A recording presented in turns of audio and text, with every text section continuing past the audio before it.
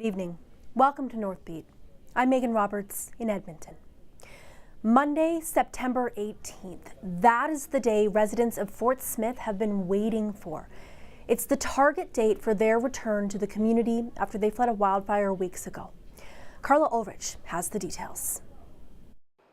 There are a lot of happy Fort Smith residents today after Council approved the re-entry plan. On September 18th, the general population will finally be allowed to return. Right now, crews are busy removing structural protection equipment from the community. Essential service workers will start getting calls about returning to the community tomorrow, and they'll all be back by September 17th. There will be no healthcare services available in Fort Smith during that time.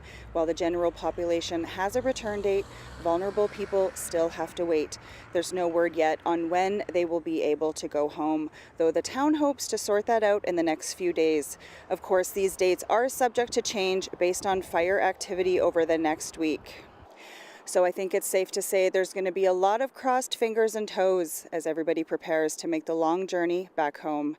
Carla Ulrich, CBC News, Grand Prairie. The town of Hay River is set to release another update on its fire plan tonight at 8 p.m.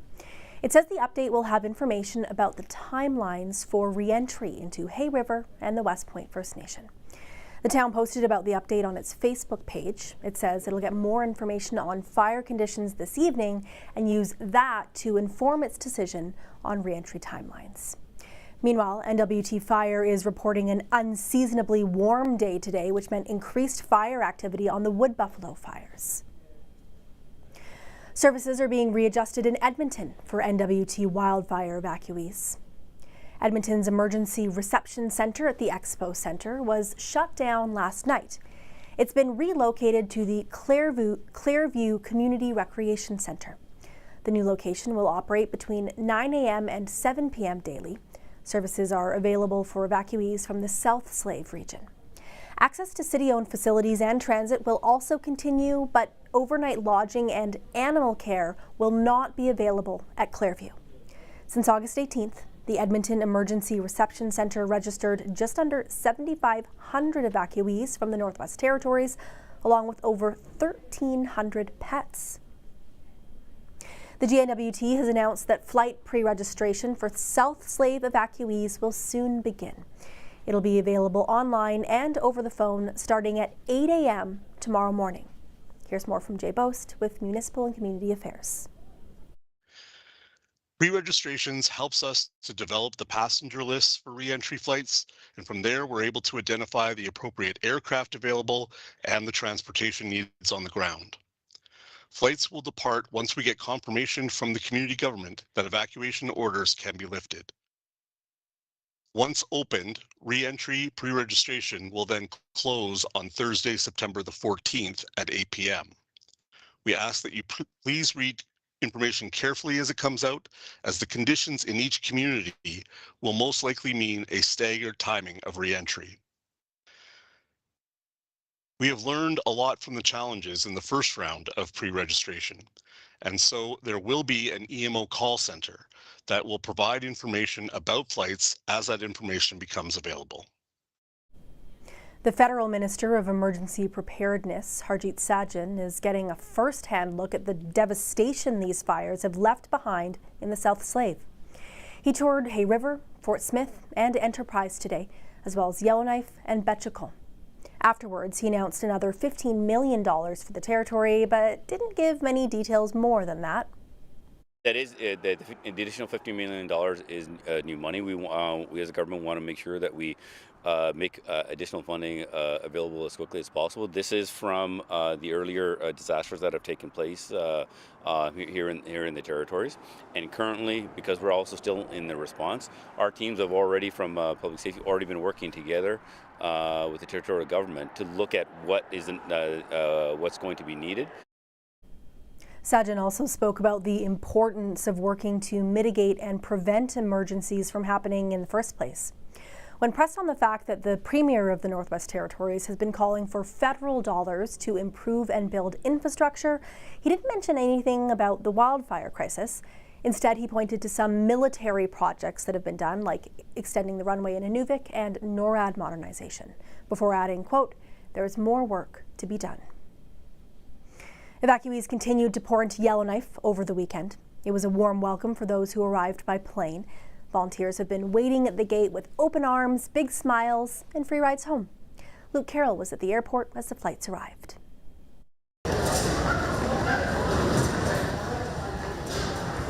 A few of us volunteers have stepped in to make sure that everyone continuing to arrive over the weekend was taken care of either by a taxi or a volunteer. And we've had amazing support from taxis and volunteers. So.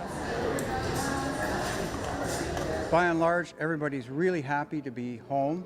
And number one thing is they're looking forward to their own bed. They're curious about what the science projects are left on their counter or their refrigerator. So many stories, so much positive feelings and gratitude they have for those of us that are here helping them out. It's been amazing. Like even the evacuation out, seemed so well organized, and coming back, it was super fast, organized. I can't believe I'm here already. They were on the ball with giving us a call, and I expected 24 hours notice, and it was like pretty much, here you go, let's get you on a plane, let's get you home. So with St. John Ambulance, with our volunteer services and community services, we've helped with evacuations, the Calgary flooding a few years ago, we helped with major events. We came up on behalf of the city or a request of the city to help individuals get home. So what we've been doing since we've been here is aiding and assisting anybody with any type of mobility issues in getting from the airport with their families, their pets, their luggage, and getting them back into their residence. We have an emergency response unit, which is made up of super wonderful volunteers from across Alberta. We actually work integrated across Canada with our emergency response teams. So our volunteers that came up with us for this deployment are from everywhere from Lethbridge, Red Deer, Calgary, Edmonton and Grand Prairie. The individuals coming home are incredibly happy to be home, incredibly grateful for all the assistance. I have to say this is one of the most welcoming communities that I have had the privilege of working in. The city's most vulnerable are among the residents returning by air. Julia Wong shows us now the challenges of getting people experiencing homelessness back to Yellowknife. After more than 3 weeks in Calgary, Dave Gagnon is ready for more familiar sights. I can't wait to go back to Yellowknife. Gagnon is one of hundreds of homeless people from Yellowknife who were forced to flee as the wildfire crept closer. Now, with the city reopened, there's the monumental task of tracking people down and organizing flights and rides back home. It is much more challenging because in some cases there's individuals who may not have a cell phone or a cell phone that's working. Well, we typically serve about 50 meals, lunchtime and supper time here. The local Salvation Army has been cleaning and getting ready to support their return. They're probably in their own mind wondering, what just happened to me? We're going to make sure that we have staff available to talk with them and, more importantly, listen to what their concerns are. This local youth shelter helped evacuate 17 young people and a baby to a small northern Alberta community, packing the days with activities. An intentional move so the youth would not be drawn to the streets of bigger cities. Care during the transition back is also top of mind. They really liked, having people 24/7 talk about, relationship problems that they may be having or, challenges with family dynamics. We're dedicated to try and keep that consistency and connection going. Though for this 21-year-old, simply being in his community again is good enough. I'm just happy to be back in general. As for Gagnon, his to-do list for when he returns is short and sweet. Say hi to my cousin Fred and my other cousins and my friends. More and more people are returning to a city that is still getting back up and running. And they're also returning to thick smoke, a reminder that Yellowknife remains under an evacuation alert. Julia Wong, CBC News, Yellowknife. Take a look at this video from British Columbia. This is doorbell camera footage taken from a cabin in Cathedral Provincial Park in BC's interior. It paints a picture of the things we've been hearing about all fire season, but haven't necessarily been able to see until now. In the footage, you can watch hot spots appear seemingly out of nowhere, causing the fire to grow. You can see it creeping in on the side there. This cabin was eventually burned to the ground, despite extensive fireproofing by the homeowner. It's a reminder of how quickly wildfires can spread.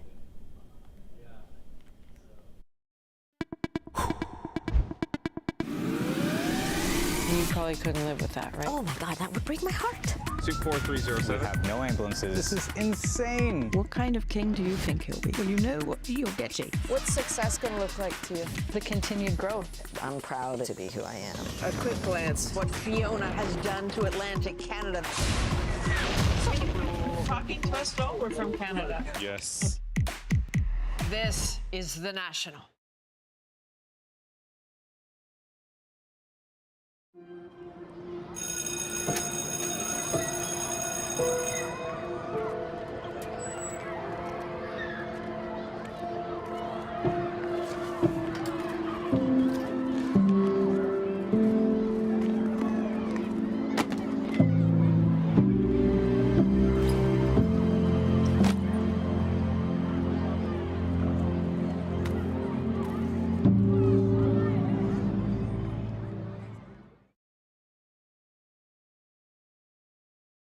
CBC Marketplace has a new podcast. Hi, I'm David Common. And I'm Asha Tomlinson. Let us help you avoid clever scams, unsafe products, and sketchy services. You're claiming that you can cure cancer. Our TV show has been Canada's top investigative consumer watchdog for more than 50 years, but this is our first podcast. We're watching out for your safety and money. Many people who allege that you've ripped them off. We've got your back.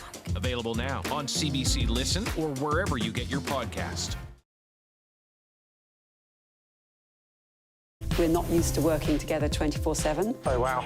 Careful. Ooh, it's going to be a challenge. Would you agree? Yeah. What happened changed my life forever. So, what happens next? I don't know. You can make ink from anything. It's alive, it's unpredictable. Treaty in Cree is Naskomitoin, an oral agreement. And our agreements were always spoken. For George Spence, the core of treaty was Wichihioin, to help one another. And so we, the commissioners... He was there for the making of Treaty 9, where the Cree were told... We will honor this agreement together, for as long as the sun shines and the waters flow. The Cree made their mark because they were assured that the land would be shared, and they would always be able to harvest what they needed.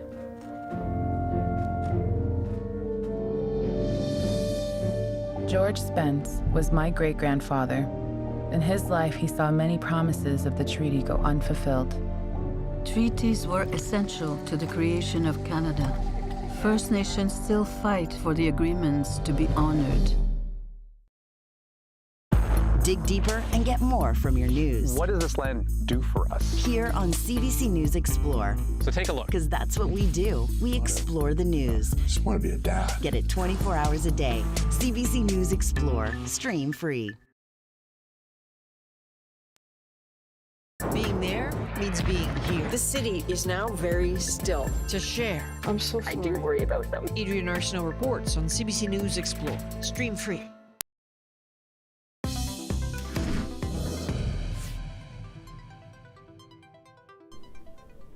Montreal police want the public's help finding a 15-year-old girl who has been missing for nearly a month. Linda Ukaituk Kirshner was last seen on August 17th. She sometimes goes by Charlie. Police say she could be in the downtown area, including the Alexis Nihon shopping mall and centers for Indigenous people. Ukaituk is about 5 feet 2 inches tall and weighs about 121 pounds. She has long black hair, green eyes, and speaks French and English.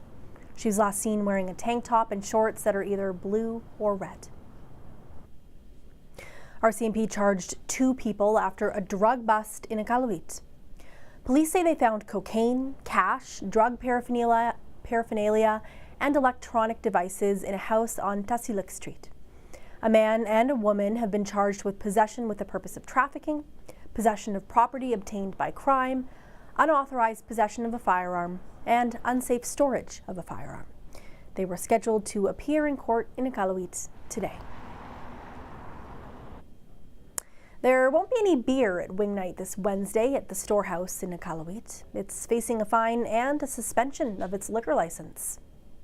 The Storehouse Bar and Grill pleaded guilty to one charge of allowing intoxicated people to remain on the premises. The new Liquor and Cannabis Board fined the bar $5,000, the maximum allowed, and revoked its liquor license this Wednesday and Friday. This isn't the first time the bar has been punished for Liquor Act violations.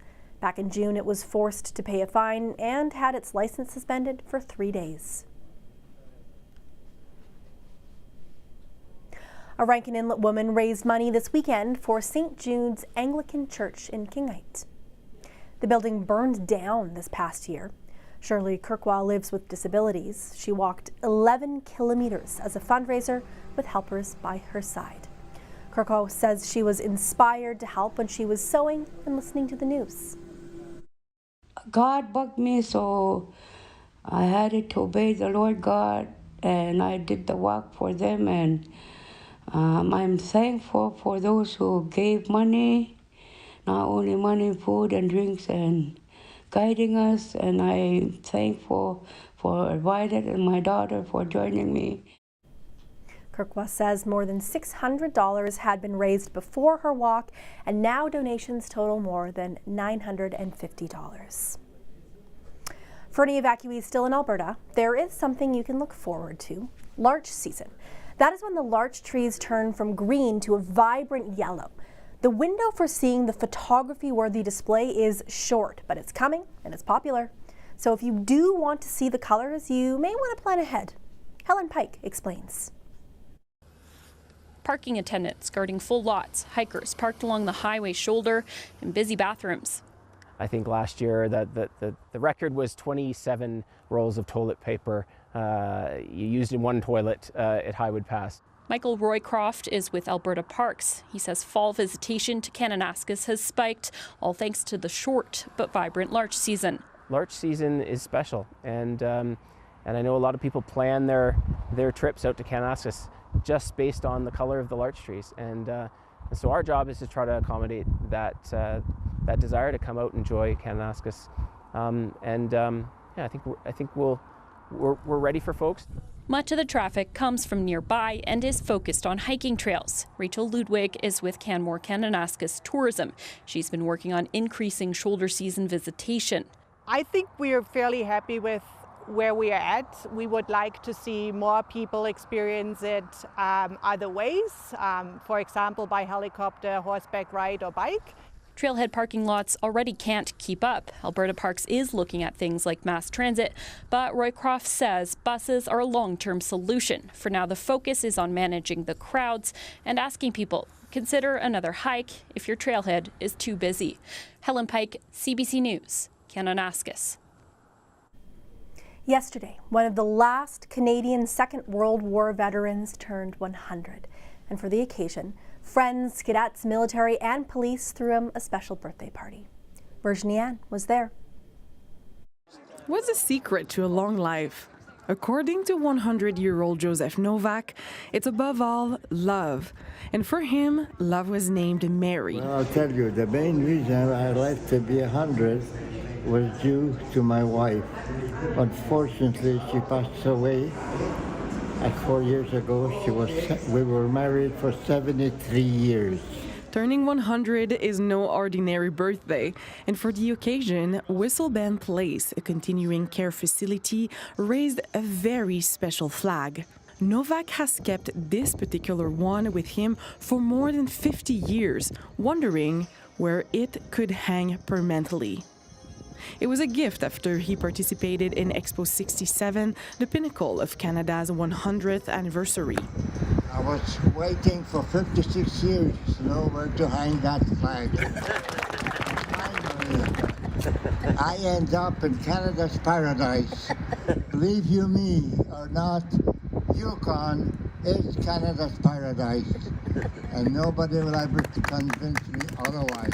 The Second World War veteran counts himself among the thinning ranks of those who served overseas. The retired Lance Corporal enlisted with the Canadian military at 20. In 2021, he was made a Knight of the French National Order of the Legion, the highest decoration in France. For many, he is an inspiration. So even though our age difference is 54 years,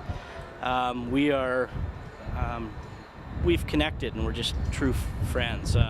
It was always an education session for me, and what I hope that I have gained more so from him is just his compassion to give back to the community and give back to others, which he has absolutely in the Yukon. Levac donated more than $1 million to the Yukon Hospital Foundation in 2021, as well as creating a bursary for Indigenous students in communications. His kindness and willingness to give, he says, is something Mary, the love of his life, taught him. Virginie Anne, CBC News, Whitehorse.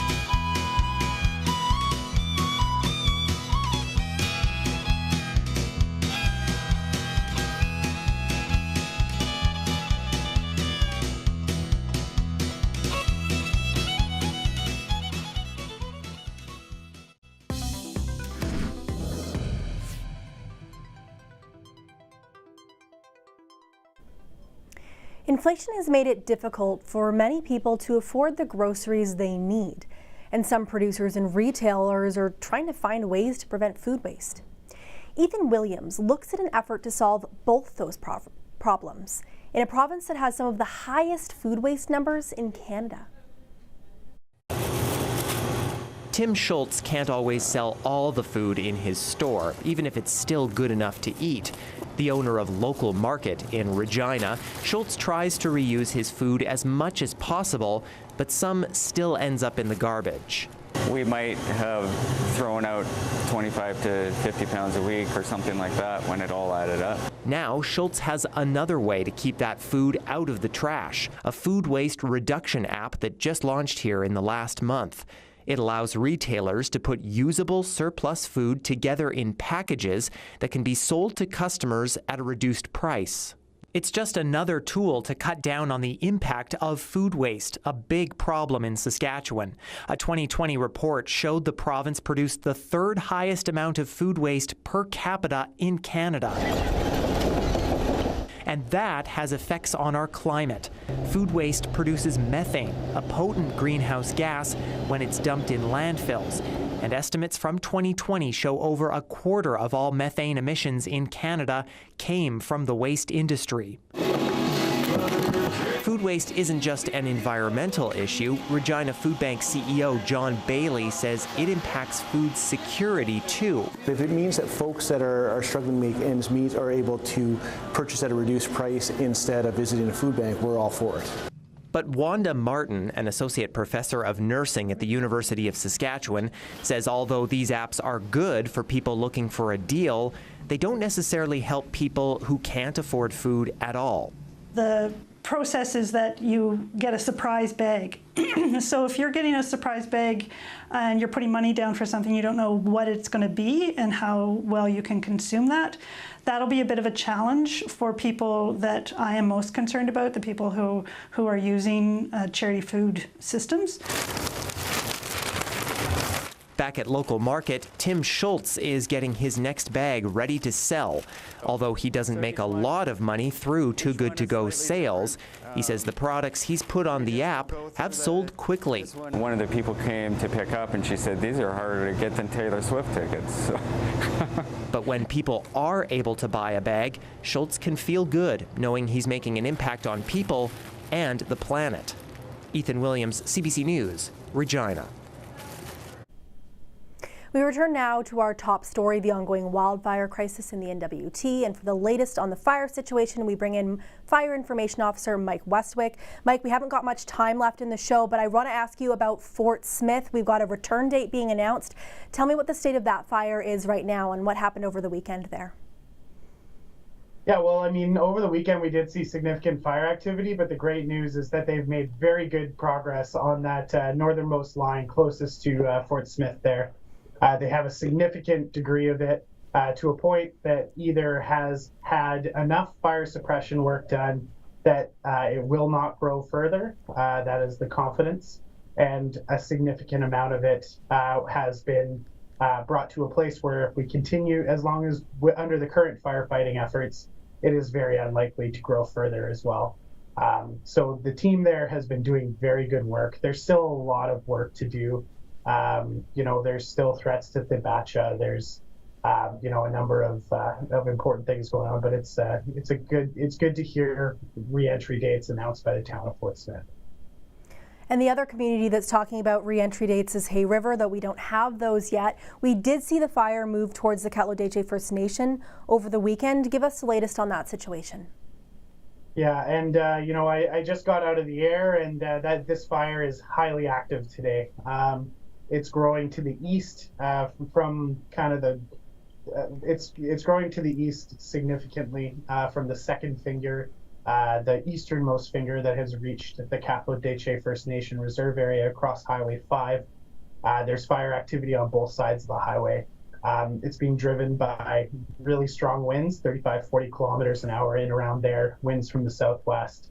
It's continues to be a challenging situation. The good news on that front is that the defenses on the Hay River corridor have been holding under these difficult conditions.